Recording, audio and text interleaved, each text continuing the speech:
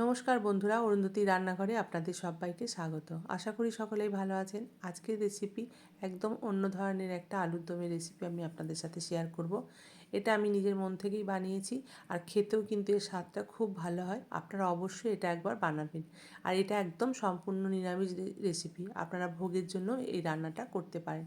এখানে আমি 1 কাপ মটরশুঁটি নিয়েছি, 1 চামচ কসুরি মেথি নিয়েছি, আর কয়েকটা কাজু ভিজিয়ে রেখেছি জলের মধ্যে। আর এখানে 2টো টমেটো, একটু আদা, একটু কাঁচা লঙ্কা, পরিমাণ মতো আলু, আর একটা নারকোলের অর্ধেকটা নিয়েছি, কিন্তু এতটা লাগবে না। আমিও এদিকে প্রেশার কুকারটা গ্যাসের মধ্যে বসিয়ে দিয়েছি, আর পরিমাণ মতো এখানে জল দিয়ে আলুটাকে সেদ্ধ করে নেব। 2টো সিটি দিলেই আলুটা ঠিক সেদ্ধ হবে।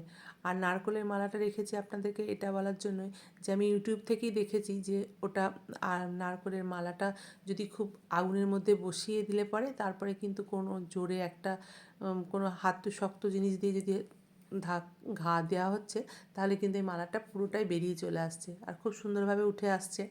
আর এবার খোসাটা ছাড়িয়ে নিয়ে যে কোনো তরকারিতে আপনারা ব্যবহার করতে পারি।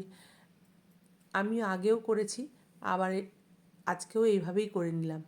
আর কয়েক টুকরো নারকোল আমি নিয়ে নিয়েছি, আর কাজুটাকে পেস্ট করে নেব। প্রত্যেকটা মশলা কিন্তু আমাকে আলাদা আলাদা করে আমি পেস্ট করব। প্রথমে কাজুটা আর নারকোলটা বেটে নিয়েছি, তারপরে আদা আর কাঁচা লঙ্কা, টমেটোটা আর মটরশুঁটিটা রয়েছে। আর এদিকে ড্রাই যে মশলাগুলো আছে সেগুলো কিন্তু আমি একবারে ডাইরেক্ট দেবো, ওটা আমি আলাদা করে কিছু জলে গুলে টুলে রাখবো না।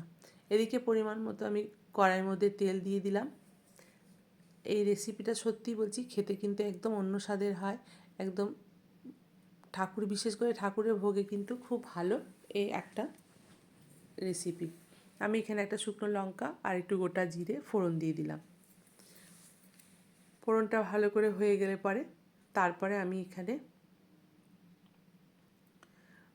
টমেটো বাটাটা দিয়ে দিলাম। টমেটো বাটাটা একটুখানি কষিয়ে নিতে হবে, যতক্ষণ না পর্যন্ত টমেটোর কাঁচা গন্ধটা যাচ্ছে ততক্ষণ পর্যন্ত আমি একটুখানি এটাকে কষিয়ে নেব। টমেটোটা কষানো হয়ে গেছে। এবার আমি এখানে এর মধ্যে আদা আর কাঁচা লঙ্কা বাটাটা দিয়ে দিলাম। এটাকেও আমি যতক্ষণ না পর্যন্ত আদা গন্ধটা যাবে ততক্ষণ একটু কষিয়ে নেব। এইভাবে প্রত্যেকটা মশলাই কিন্তু কষিয়ে নিতে হবে। আর এর মধ্যে আমি মটরশুঁটিটা দিয়ে দিলাম। মটরশুঁটিটা দিয়েও একটুখানি বেশি নাড়াচাড়া করে নেব। এটা আর কষানোর কিছু নেই। এবার আমি যে গুঁড়ো মশলাগুলো আছে সেই গুঁড়ো মশলাগুলো দিয়ে দিচ্ছি।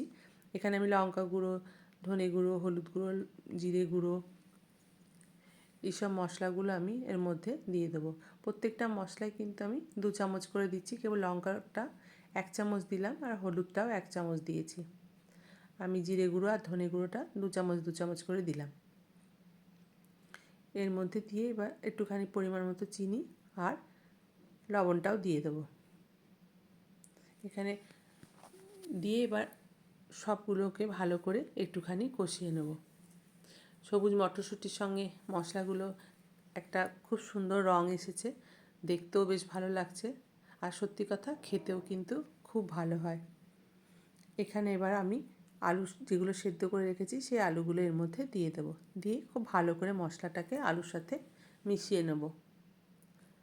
দেখুন আলুটা আমি সেদ্ধ করেছি, কিন্তু খুব একদম যে গলে গেছে সেরকমও না।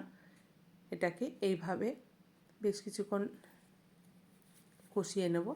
কষিয়ে নিয়ে তারপরে আমি যে দেখুন রঙটাও কি ভালো এসছে, আর মোটামুটি তেল ছেড়ে এসছে। এবার আমি যে নারকোল আর কাজু বাটাটা বেটে রেখেছিলাম সেটাকে এর মধ্যে অ্যাড করে দেবো। এবার বাটিটা ধুয়ে একটু সামান্য জলও দিয়ে দেবো। দিয়ে এটাকেও ভালো করে একটুখানি কিছুক্ষণ কষিয়ে নেব। এইটা দেওয়াতে, নারকোলের দেওয়াতে একটা ক্রিমি ব্যাপারটা আসবে, আর কাজুর একটা আলাদা স্বাদ।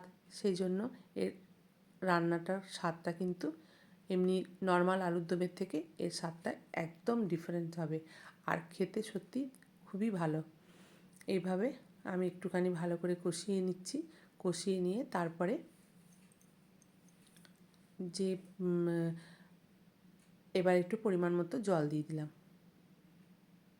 এবার জলটা দিলাম, খুব বেশি জল দেবো না কারণ এটা একটুখানি মাখো মাখোই হবে, সেই জন্য খুব সামান্য একটুখানি জল দিয়ে এবার এটাকে একটুখানি ফুটতে দেবো। যতক্ষণ ফুটে যাবে তারপরে আমি কসুরি মেথি আর একটু গরম মশলা ওপর থেকে দেব। দেখুন এবার অনেকটাই কমে এসছে, আমি এবার গরম মশলাটা দিয়ে দিলাম আর কসুরি মেথিটাকেও আমি এটা দিলাম। এই কসুরি মেথিটা কিন্তু আমি গেল বছর শাক নিয়ে কিনে নিয়ে এসেছিলাম, মেথি শাক, সেটাকেই শুকিয়ে রেখে দিয়েছিলাম। আমি এইভাবেই প্রত্যেকটা জিনিস রেখে দিই, এমনকি মটরশুঁটিও এবছরে মটরশুঁটি ফ্রিজের মধ্যে রেখে পরের বছর 1 বছর ব্যবহার করি। এইভাবে আমার রান্নাটা কমপ্লিট হয়ে গেল।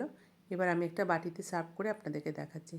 আমার রেসিপিটা যদি আপনাদের ভালো লেগে থাকে তাহলে অবশ্যই একটা লাইক, কমেন্ট, শেয়ার এবং চ্যানেলটিকে সাবস্ক্রাইব করে দেবেন। পাশে থাকা বেল আইকনটা প্রেস করে দেবেন, সবার আগে নোটিফিকেশানটা আপনার কাছে যাবে।